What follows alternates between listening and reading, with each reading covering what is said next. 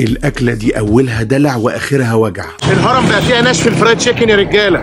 الست دي في امريكا حبت تعلم جوزها الادب عشان كان بيخونها، فراحت عامله له فراخ مقليه بس بشويه شطه وتوابل زياده، بس يقوم المعلم تعجبه الاكله ويفتح مشروع وتبقى بدايه الناشف الفرايد تشيكن. ستريكس واحد من الاماكن اللي عامله هايب اليومين دول في الناشف الفرايد تشيكن. المنيو بتاعه صغير، فتقريبا طلبت المنيو كله عشان اعرف اذا كان يستاهل الهايب دي ولا لا. الوجبات اللي لقيتها عنده في منها وراك وتندر، منها الاوريجينال والسبايسي والناشف، والوجبات بينزل معاها صوصات زي ما تحب عشان تدب. وراك الناشف يا جماعه شكلها يخض، وجربتها كمان مع صوص الكريمي اونيون. خشي لي بقى كده على التندر. قطع التندرز عندهم كبيره ومدملكه، والناشف منها جامد بس بيلسوع. لازم تجربها مع الصوصات اللي عندهم زي ما جربتها مع صوص الجبنه. ومن الصوصات الجديده بالنسبه لي كان صوص الاناناس، واللي موجود في سندوتش الناش تكس، وكمان صوص السويت كورن اللي موجود في سندوتش الناش كورن. والسندوتشين دول جواهم ناشف الفرايد تشيكن زي اللي موجود جوه سندوتش السيراتشا بيكن، وده كان اكتر واحد عجب. هو واختراع الناشف التشيكن بوب كورن. وطبق اللودد فرايز ده بطاطس وناشف الفرايد تشيكن وصوصات وودي. الناشف قعد الواحد 7 ساعات في الحمام، بس ستريكس هجربه تاني.